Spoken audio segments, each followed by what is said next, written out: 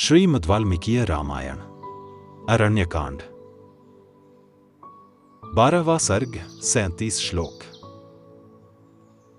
सारांश। श्रीराम आदि का अगस्त्य के आश्रम में प्रवेश, अतिथि सत्कार तथा मुनि की ओर से उन्हें दिव्य अस्त्र शस्त्रों की प्राप्ति। आरंभ। ओम श्री गणेशाय नमः। ओम श्री सीतारामचंद्राभ्याम नमः। श्लोक 1 से 23। श्री रामचंद्र जी के छोटे भाई लक्ष्मण ने आश्रम में प्रवेश करके अगस्त्य जी के शिष्य से भेंट की और उनसे यह बात कही।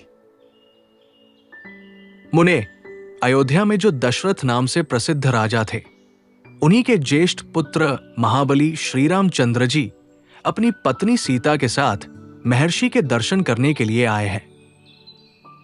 मैं उनका छोटा भाई, हितैषी और अनुकूल चलने वाला भक्त हूं। मेरा नाम लक्ष्मण है। संभव है कि यह नाम कभी आपके कानों में पड़ा हो।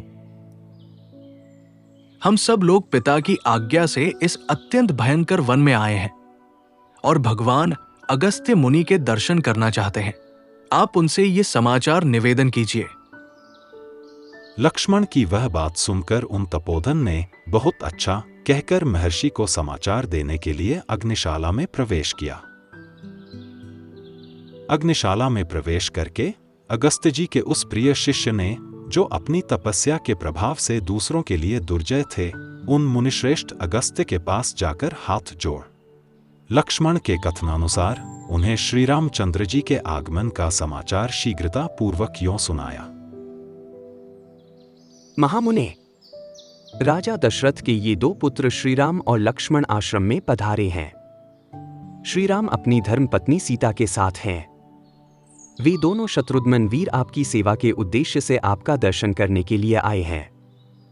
अब इस विषय में जो कुछ कहना या करना हो, इसके लिए आप मुझे आज्ञा दें। शिष्य से लक्ष्मण सहित श्रीराम और महाभागा विदेह नंदिनी सीता के शुभ आगमन का समाचार सुनकर महर्षि ने इस प्रकार कहा।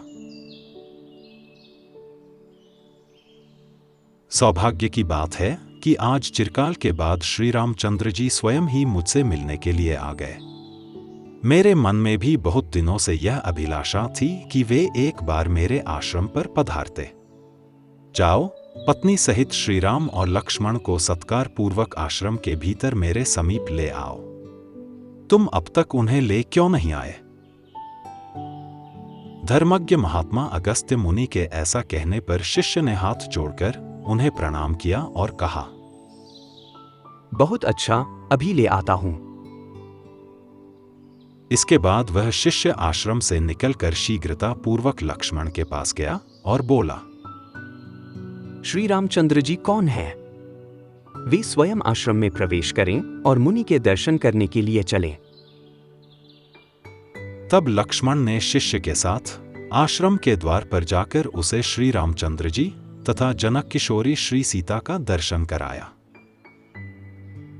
शिष्य ने बड़ी विनय के साथ महर्षि अगस्त्य की कही हुई बात वहां दोहराई और जो सत्कार के योग्य थे, उन श्रीराम का यथोचित रीति से भली भांति सत्कार करके वह उन्हें आश्रम में ले गया।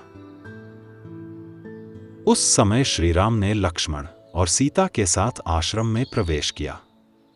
वह आश्रम शांत भाव से रहने वाले हरिणों से भरा हुआ था। आश्रम की शोभा देखते हुए उन्होंने वहां ब्रह्मा जी का स्थान और अग्निदेव का स्थान भी देखा। फिर क्रमशः भगवान विष्णु, महेंद्र, सूर्य, चंद्रमा, भग, कुबेर, धाता, विधाता, वायु, पाशधारी महात्मा वरुण, गायत्री, वसु, नागराज अनंत, गरुड़, कार्तिकेय तथा धर्मराज के पृथक पृथक स्थानों का निरीक्षण किया। इतने ही में मुनिवर अगस्त्य भी शिष्यों से घिरे हुए अग्निशाला से बाहर निकले। वीर श्रीराम ने मुनियों के आगे आगे आते हुए उद्दीप्त तेजस्वी अगस्त्य जी का दर्शन किया और अपनी शोभा विस्तार करने वाले लक्ष्मण से इस प्रकार कहा, लक्ष्मण, भगवान अगस्त्य मुनि आश्रम से बाहर निकल रहे हैं। ये तपस्या के निधि हैं। इनके विशिष्ट तेज के आधिक्य से ही मुझे पता चलता है कि ये अगस्त्य जी हैं। श्लोक 24 से 37। सूर्य तुल्य तेजस्वी महर्षि अगस्त्य के विषय में ऐसा कहकर महाबाहु रघुनंदन ने सामने से आते हुए उन मुनीश्वर के दोनों चरण पकड़ लिए, जिनमें योगियों का मन रमण करता है अथवा जो भक्तों को आनंद प्रदान करने वाले हैं। वे धर्मात्मा श्रीराम उस समय विदेह कुमारी सीता और लक्ष्मण के साथ महर्षि के चरणों में प्रणाम करके हाथ जोड़कर खड़े हो गए। महर्षि ने भगवान श्रीराम को हृदय से लगाया और आसन तथा जल, पाद्य, अर्घ्यम आदि देकर उनका आतिथ्य सत्कार किया। फिर कुशल समाचार पूछकर उन्हें बैठने को कहा। अगस्त्य जी ने पहले अग्नि में आहुति दी, फिर वानप्रस्थ धर्म के अनुसार अर्घ्य दे अतिथियों का भली भांति पूजन करके उनके लिए भोजन दिया। धर्म के ज्ञाता मुनिवर अगस्त्य जी पहले स्वयं बैठे, फिर धर्मज्ञ श्री रामचंद्र जी हाथ जोड़कर आसन पर विराजमान हुए। इसके बाद महर्षि ने उनसे कहा, काकुत्स्थ, वानप्रस्थ को चाहिए कि वह पहले अग्नि को आहुति दे, तदनंतर अर्घ्य देकर अतिथि का पूजन करे। जो तपस्वी इसके विपरीत आचरण करता है उसे झूठी गवाही देने वाले की भांति परलोक में अपने ही शरीर का मांस खाना पड़ता है। आप संपूर्ण लोकों के राजा, महारथी और धर्म का आचरण करने वाले हैं तथा मेरे प्रिय अतिथि के रूप में इस आश्रम पर पधारे हैं, अतएव आप हम लोगों के माननीय एवं पूजनीय हैं। ऐसा कहकर महर्षि अगस्त्य ने फल, मूल, फूल तथा अन्य उपकरणों से इच्छानुसार भगवान श्रीराम का पूजन किया। तत्पश्चात अगस्त्य जी उनसे इस प्रकार बोले, पुरुष सिंह, यह महान दिव्य धनुष विश्वकर्मा जी ने बनाया है। इसमें सुवर्ण और हीरे जड़े हैं। यह भगवान विष्णु का दिया हुआ है तथा यह जो सूर्य के समान देदीप्यमान अमोघ उत्तम बाण है, ब्रह्मा जी का दिया हुआ है। इनके सिवा इंद्र ने ये 2 तरकस दिए हैं जो तीखे तथा प्रज्वलित अग्नि के समान तेजस्वी बाणों से सदा भरे रहते हैं, कभी खाली नहीं होते।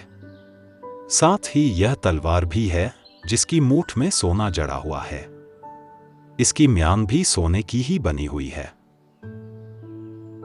श्री राम, पूर्वकाल में भगवान विष्णु ने इसी धनुष से युद्ध में बड़े बड़े असुरों का संहार करके देवताओं की उद्दीप्त लक्ष्मी को उनके अधिकार से लौटाया था।